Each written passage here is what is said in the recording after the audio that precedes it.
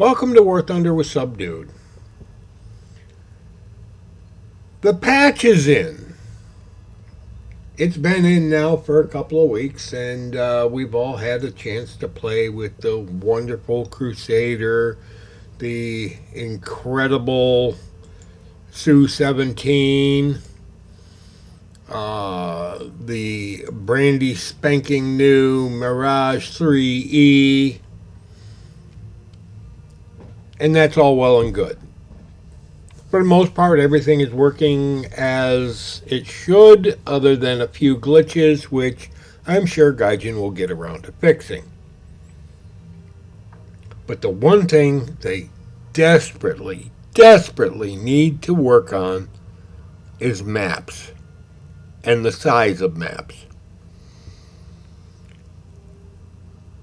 We're going to get faster planes.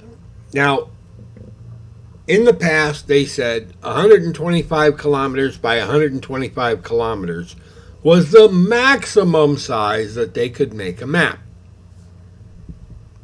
I don't know if that's true. Doesn't matter to me whether it's true or not. The fact of the matter is we need more and larger maps. I would love to be playing jets all day long. Nothing but jets. Unfortunately, I end up not being able to play matches because the maps are too small. Or they're laid out in what I consider a kindergartner's fashion. We plop down a air base, we plop down another air base, we put all the ground targets right between both of them. And by the time the attackers and bombers get into position, the enemy fighters are on top of you. That's not fun. That's a waste of time. And for the most part, I generally don't play those maps.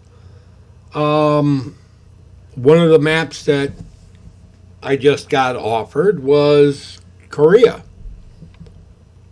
If Korea was about 4 times the size that it is currently, and let's say we were flying out of Busan to go up against the Chinese, Russians, and North Koreans, yeah, I could buy into that, especially with stuff like a Mirage 3E, the F-8U, the F-4s, MiG-21s, Su-17s, Jaguars, F1s, T2s, and whatever the Chinese planes are.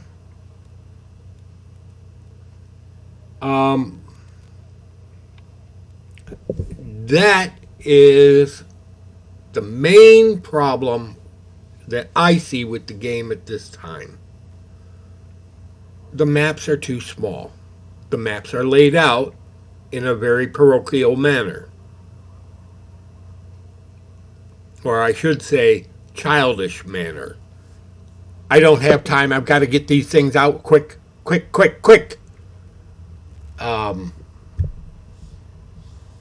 That doesn't work when you're trying to develop a game that people want to play. There are a couple of good maps. Believe it or not, Afghanistan is one of the more interesting maps because of the way it's laid out. It's also large enough that fast movers like the Su-17, the F-4, the English Electric Lightning, they can get around the map and actually get close to their top speed. None of them can actually get there. Well, the The Sioux can, I think, because I've gotten it to the point where it's just shaking and rattling, going, I don't feel so good. And I have to slow down a little bit. I don't think I've ever gotten the Crusader or the Phantom or the Jaguars. Never got any of those up to that speed. Nor the Mirage. But it is something that Gaijin has desperately got to do something about. We're going to get rank 7 aircraft. Think about that. Right now, we got a Su-17. What's after that? And don't say the Su-25, because that would be wrong. The next plane in line should be the Su-22. And after the Su-22, the Su-24. Then the Su-25. Although the Su-25 is considerably slower than the 7, the 17, the 22, or the 24. And I'm not sure, but I think the 24 would actually be better under the IL-28 bomber line.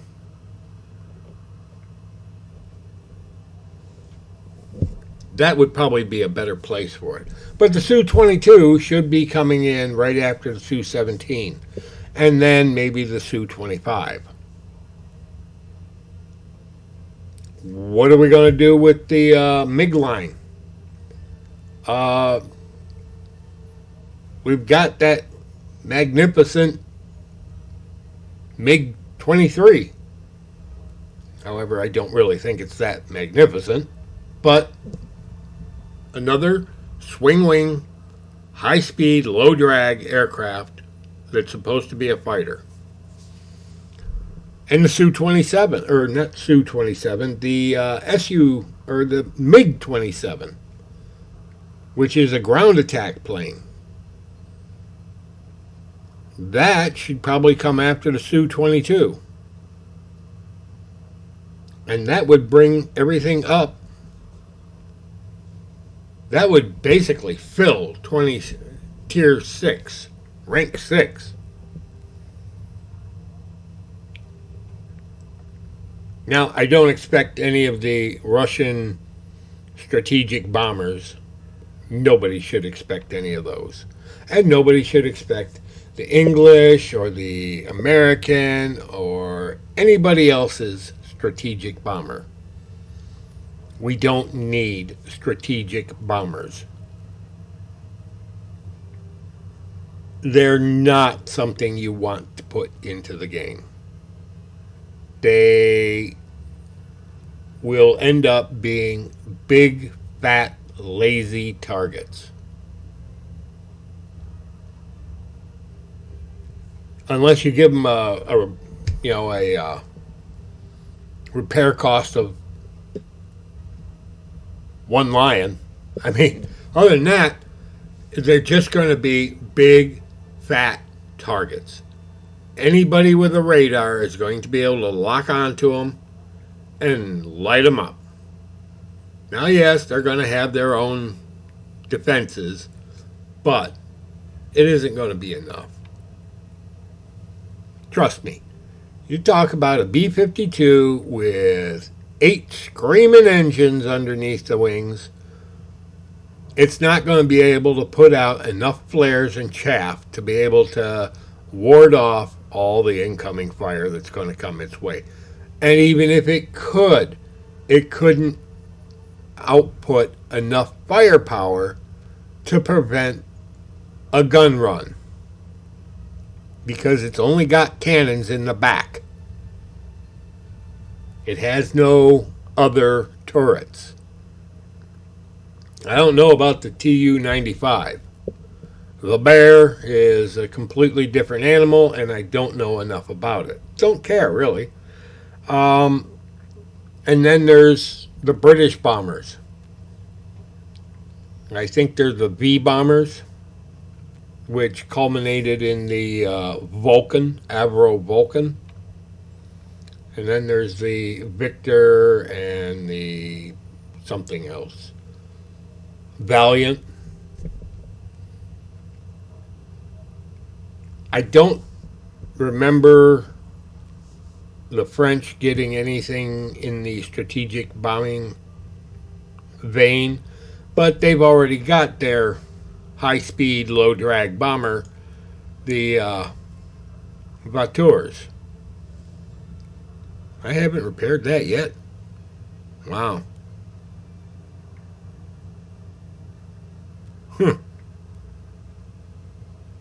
3 days and 11 hours until it's fully repaired. Yeehaw! Don't care. Not spending a dime on it. But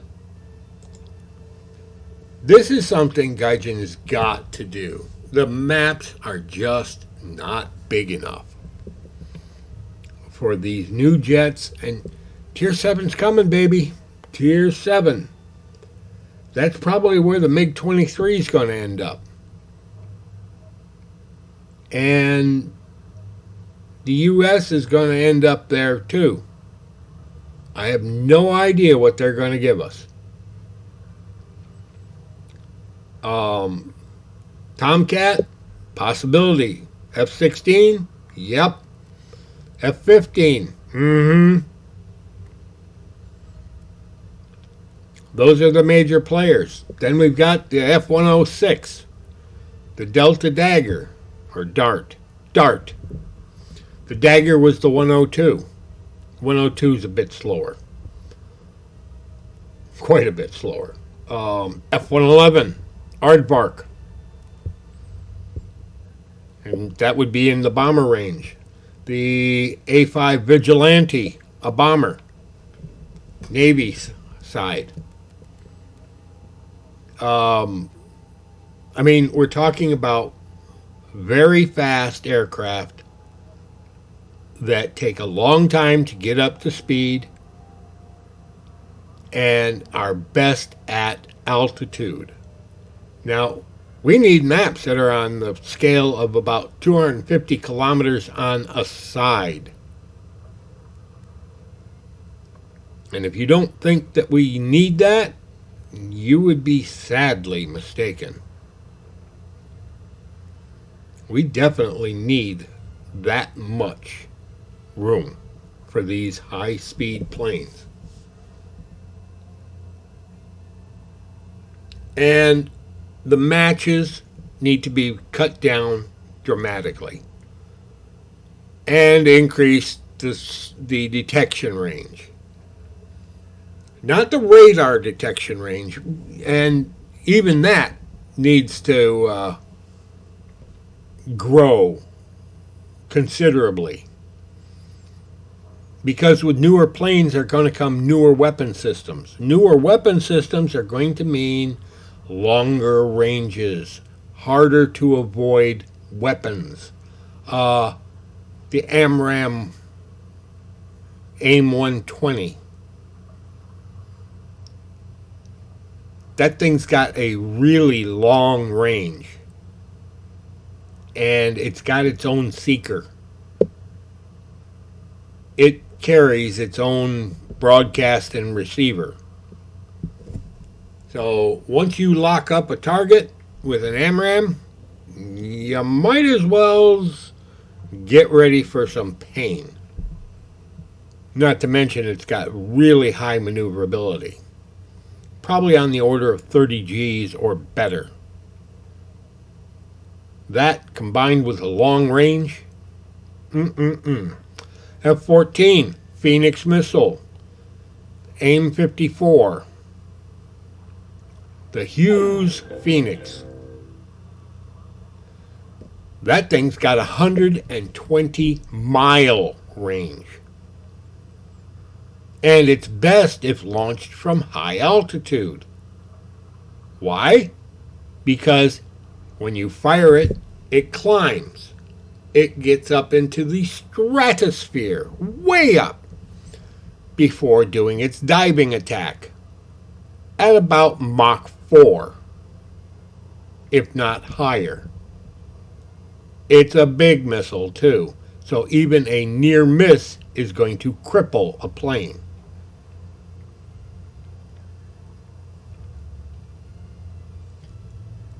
There's a lot that's going to come down the road.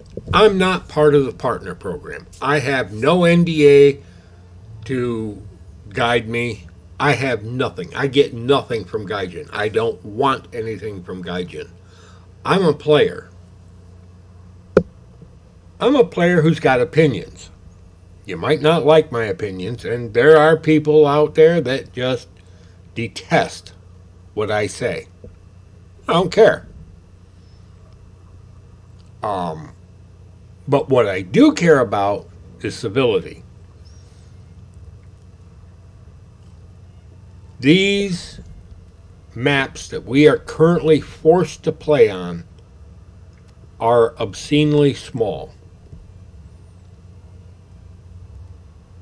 We have no way of getting up to speed, no way of getting up to altitude before we're engaged, unless you side climb. And even then, it's really difficult to get to the altitude we should be fighting at. Anywhere from 20,000 feet, you do the metric conversion, on up to about 40,000 feet. That should be the basic intercept altitudes. And actually more towards the 40,000 feet. That's where we should be up at. And to do that, we need bigger maps. Otherwise, we engage almost immediately. Except on really big maps. And even some of the really big maps, like Alternate History Spain, need to be rejiggered. Move the dang airfield. Move both of those airfields so that they're further apart. Or just create another Alternate History Spain 2, where you keep the airfields where they are for Alternate History Spain, and you use lower tier aircraft on that map. And then you create Alternate History Spain, redo, whatever, Redux. And you move the airfields further out. And that starts to get to about the minimum separation that some of these planes need so that they can actually get to a fighting altitude. And Gaijin says, well, Q times and Q times. Okay, reduce it to 5 on a side. 5 on a side. Most of these planes have radar. Those that don't, they probably shouldn't be in the fight.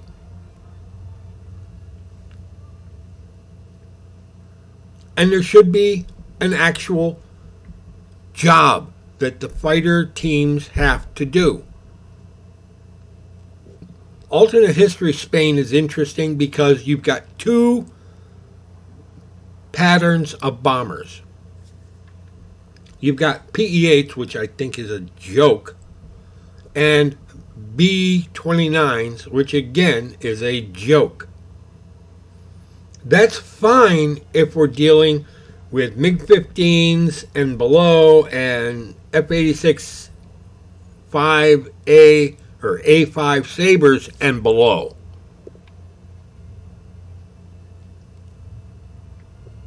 And yeah, the F9, F8 Cougar, that goes in the below category because it's not that fast.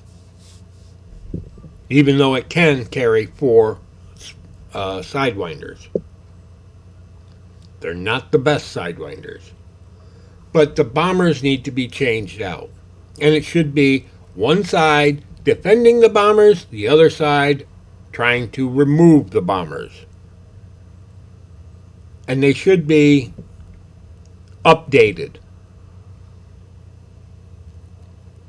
Make them Canberras or B-58s or B-58s. I'd love to see Hustlers. No, B-57s. I think that's what they are. Yeah, B-57s. And make it a B-57 or a Tu-14T or Canberra bombing package going to bomb a specific target. Not the one in the middle right now that they have, but something down on the coast, create a target. It shouldn't be that hard. And remove the bombing targets. Remove the strategic bombing points. Don't need them. Don't want them. They aren't worth anything. They don't actually advance the course of the game. At high tier, there is little use for those. I mean, I've already gotten to the point where I really don't like to fly a bombing mission on those points. However, I will. Especially if I've got a plane that I can sneak in there with. Which is getting harder and harder to do because radars are supposedly getting better and better. The FG, Great Britain, come here, you. The Phantom FG1 and the FGR2 are supposed to have this pulse Doppler look-down radar. They should be able to spot somebody zooming along at just above the ground and be able to put a missile into them. The MiG-23 should have a pulse Doppler look-down radar. Look down, shoot down. You probably all heard that term. The U.S. Phantoms should have that. The E model at least, and the J model also. And I'm quite sure that the Japanese Phantom should have it too. And when Germany gets a Phantom, and they will get a Phantom, it'll be an F model. Now, where they're going to stick it? Probably after the F-104. And I'm still not thrilled with the American planes going into the lineup. I don't like that. Never have liked it. I don't like the fact that it's got Russian planes in the lineup. But they're there. And I've got the MiG-21 MF. And I do like flying it. It's a decent plane. However, it would be real nice to have a radar warning receiver. But that's personal. And I'm surprised the Germans didn't add one to it. But again, we're going to be getting more advanced aircraft. And with more advanced aircraft, we're going to get more advanced weapon system. I mean, right now, we're supposed to have laser-guided rockets or missiles or whatever you'd like to call them on several of the Russian planes. The MiG-21 PFM, actually I think that's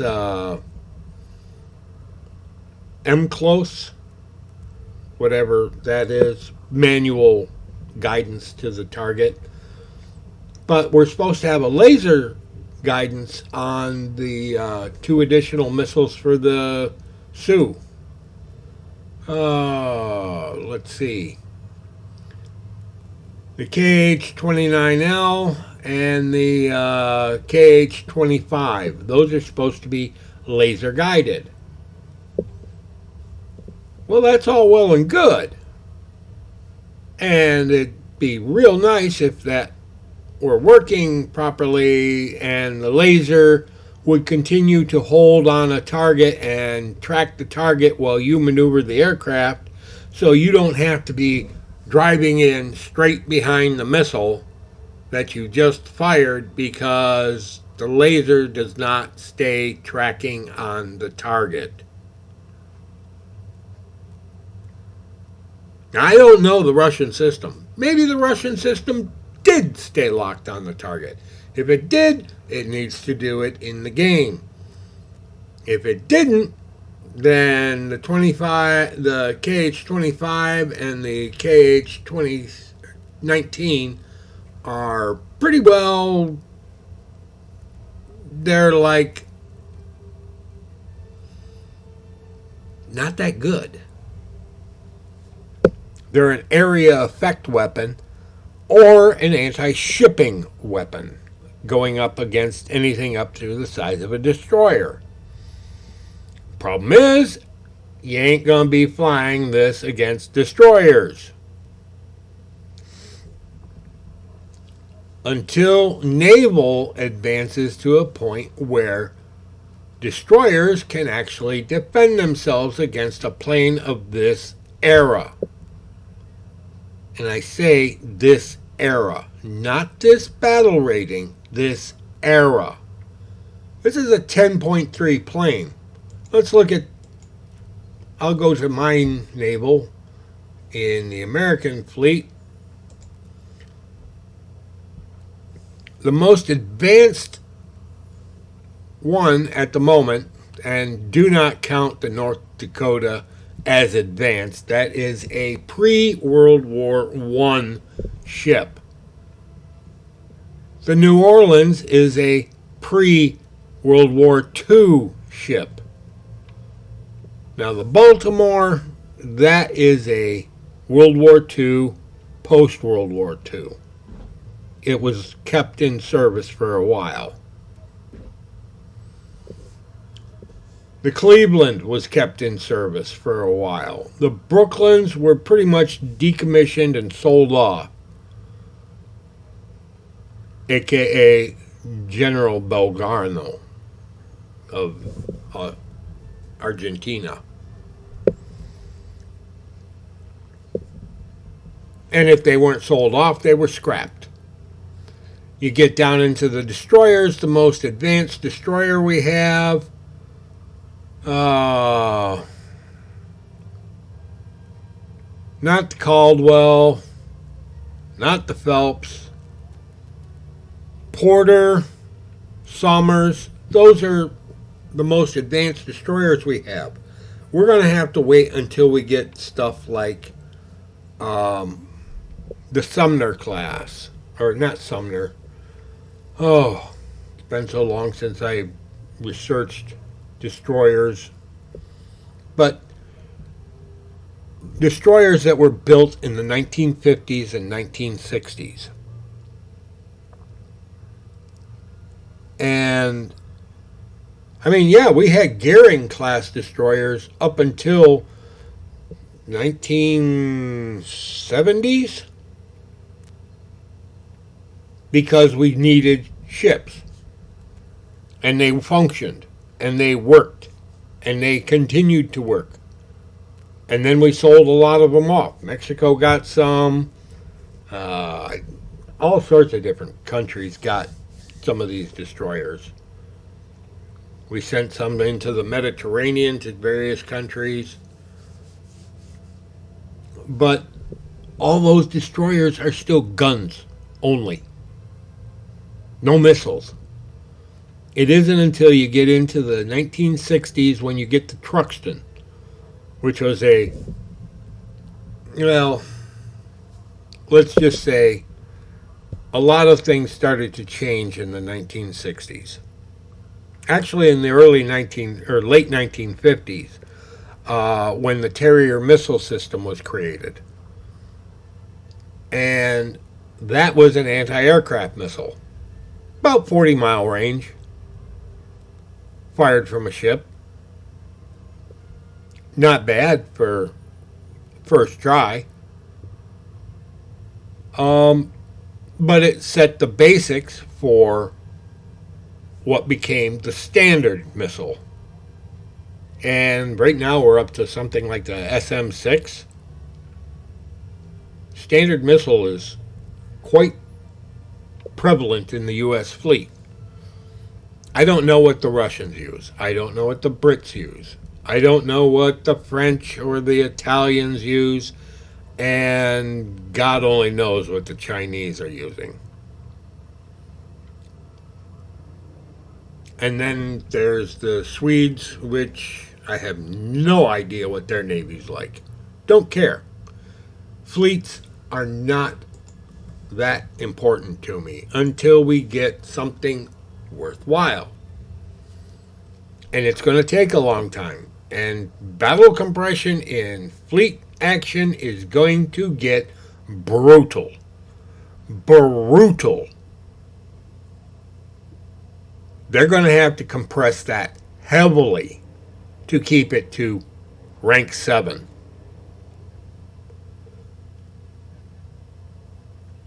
Because ships are a whole new animal.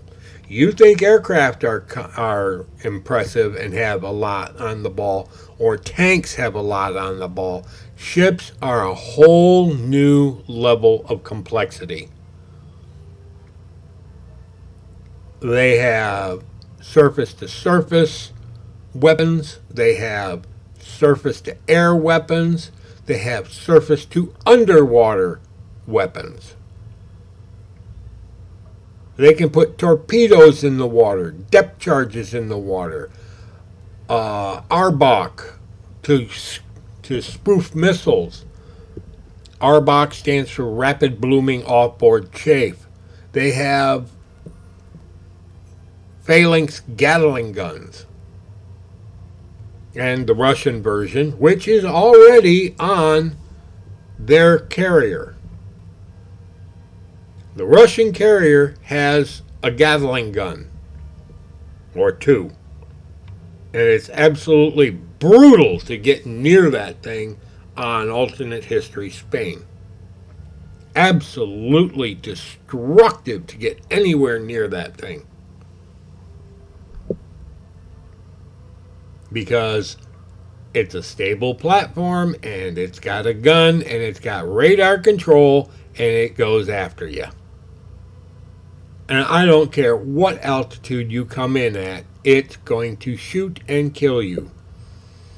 I tried flying over it at something like 20,000 feet, and it was shooting at me at that altitude. It's like, dear God, at least I saw the tracers coming up, and I started jinking to get out of its reach.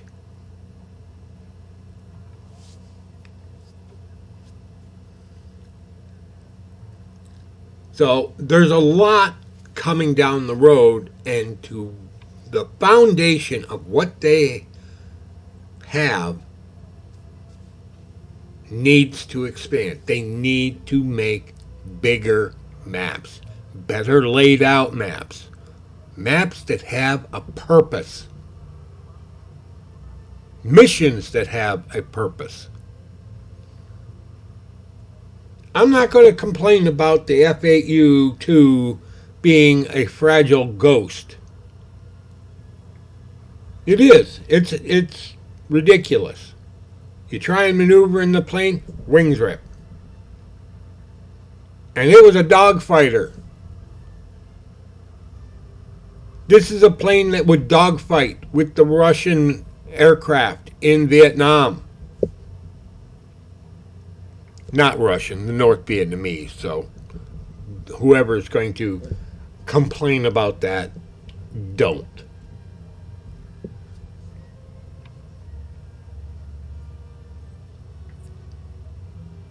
That's not the thrust of this. It's the maps and the missions and the mission parameters and profiles that need to be updated, and they've got to do that. They've got to do it this year. They've got to do a lot of work on the missions and the maps. And while they're at it, they should start integrating Air Force players with Ground Forces players. I don't play Ground Forces anymore. I've got tanks. I've got quite a few tanks. I've got American tanks. I've got German tanks. I've got a few British tanks. But I don't play tanks. I don't want to play tanks. I do want to play Air Forces. And I want to be able to support a tank team. Now, right now, if we go through and we set up a custom battle, let's just create a simple one real quick. Alternate history, Spain. That's the one I like to test out on. We can have 64 players in a match. 64. And we can have unlimited respawns. We can set the match time up to 6 hours. And we can just pound the living heck out of each other. 64 players. 32 on a side.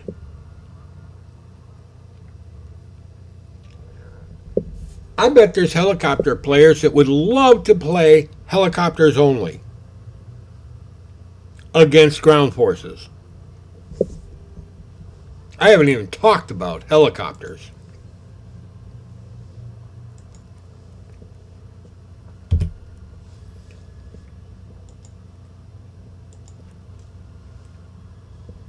Where are you? There you are. I mean, we've got UH-1C, we've got UH-1B, we've got the AH-1G, we've got the AH-1Z, we've got the Longbow Apache helicopter, the AH-64D. And I'm sure we could probably get other helicopters like the Cheyenne. Cheyenne would be just absolutely awesome. Unfortunately, the Army didn't get that awesome helicopter, which was faster than the Apache and carried pretty much the same weapons load. But, again, they didn't get that plane. And you would know it because it has a pusher rotor on the back end as well as a stabilizer rotor. So it could propel itself through the air with increasing velocity because it was pushing the air behind it, as well as the jet engines causing the turbine or the main rotors to turn. And again, we've got some pretty awesome weapon systems with these planes. Let's take a look at the secondary weapons. AGM-114K Hellfires, 16 of them, or 8 of them.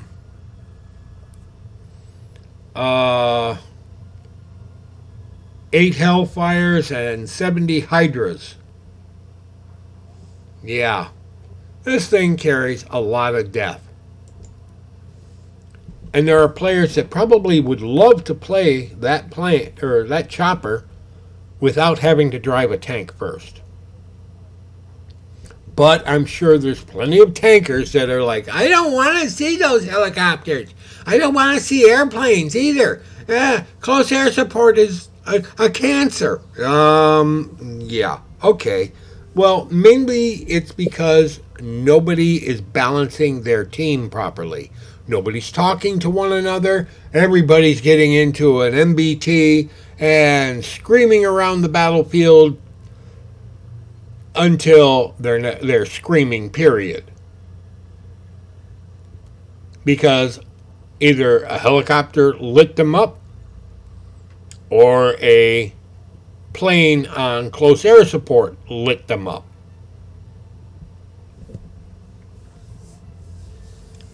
And they start screaming, Cass is horrible, Cass is horrible. Yeah. Grow up.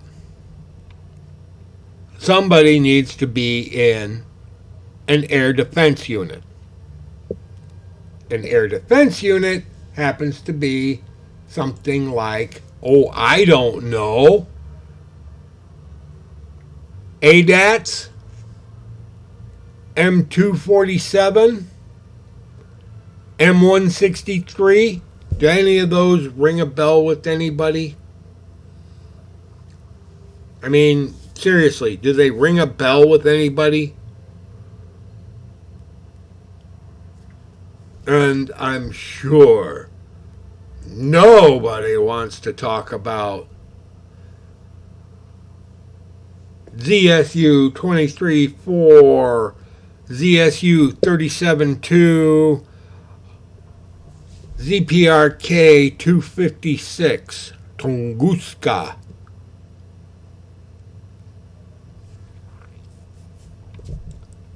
Yeah.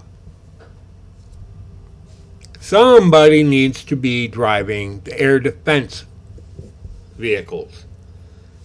We might be looking at other air defense vehicles in the not too distant future, like the missile-armed Chaparral. Basically has 4 AIM 9Ds. Yeah, I just said that. AIM 9Ds. Now, the Army calls them something different, but that's what they are. And they'll have enough range to reach out and touch close air support.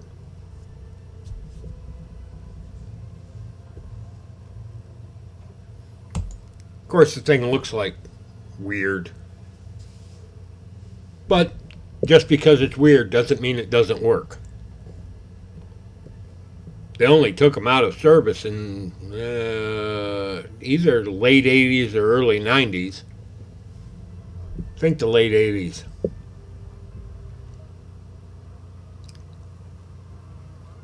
But again, this all depends upon Gaijin doing the work on maps, missions, victory profiles, victory conditions. This is something they have to do. Rank 7's coming. No ifs, no ands, no buts. It is coming. Compression of the battle is horrible at the moment. And it's going to get worse until we can expand it.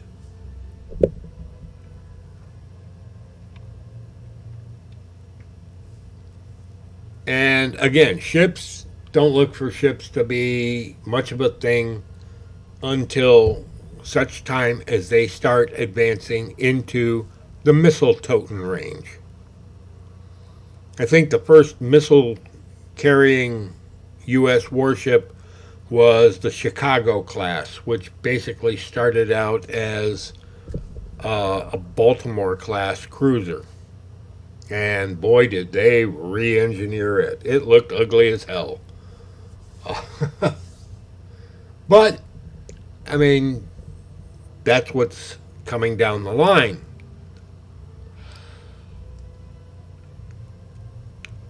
And it is coming. We've already got an anti-shipping missile in the game. Russians are actually using an anti-shipping missile in their air-to-ground missile range. That's what that KH-29 is. It's a big, heavy, destructive weapon. And just because it blows up doesn't mean that's what'll penetrate the amount of armor that it'll penetrate. That thing will detonate inside a ship. It will pierce the side of a ship and detonate 300 and some odd pounds of explosive.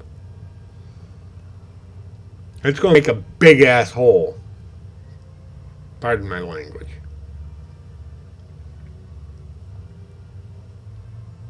Oh well, I've rambled on long enough. This is Subdude signing out.